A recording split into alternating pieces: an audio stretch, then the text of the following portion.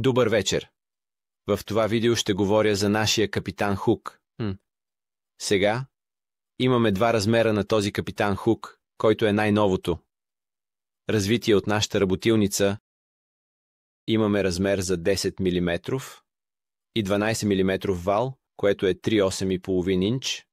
И имаме друг размер, който е предназначен за 6 мм и 8 мм вал, което е четвърт инч, и 5 и 16. Сега очевидно ще пасне на двата вала. Направен е малко по-голям, за да може да се постави на двата.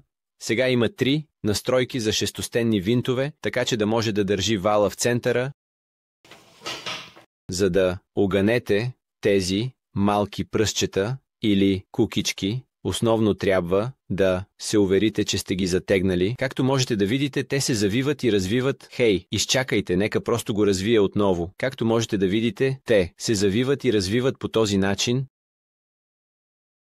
Така че, когато сте го завили, искате да се уверите, че сте го затегнали. Колкото е възможно повече, така. Когато знаете, че вече не може да се завива, вземете маркер и маркирайте на малката кука. И също на основата. Сега. Когато го огъвате, имайте това предвид, за да не го огънете в грешната посока. И оттам просто го сваляте. Сега, каквото направих с моето, беше да го сложа на тръба. Използвах метална тръба и я сложих в стяга, закрепих ги заедно и след това я ударих малко по-надолу, докато накрая получих формата, която търсех. Така че, ще демонстрирам как работи това. Но преди да го направя, нека ви покажа нещо интересно. Един от нашите клиенти ми даде наистина добра идея. Той ми каза, че използва мотоциклетна гума, за да държи гъвкавия си вал, защото е чакал нашите държачи за валове да излязат толкова дълго. И си помислих, това е добра идея. И излязох в магазина за инструменти и си взех гума от количка и сложих малка дръжка на нея. И това, което открих, е, че е наистина удобно да го имаш. Затова силно го препоръчвам. Когато приключите с използването му, можете също да съхранявате своите части и просто да го затворите, което е наистина готино. Много забавно. Така че ще ускоря частта, в която го слагам.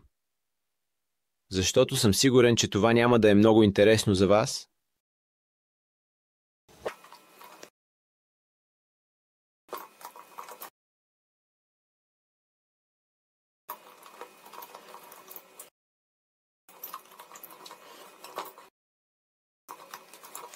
Ето го, хубаво изтегнато, всичко е готово. Така че основно ще демонстрирам какво имам предвид. Имам малко парче от найлонова торба тук и както можете да видите, когато парче от найлонова торба се опре в капитанската кука, това е което се случва.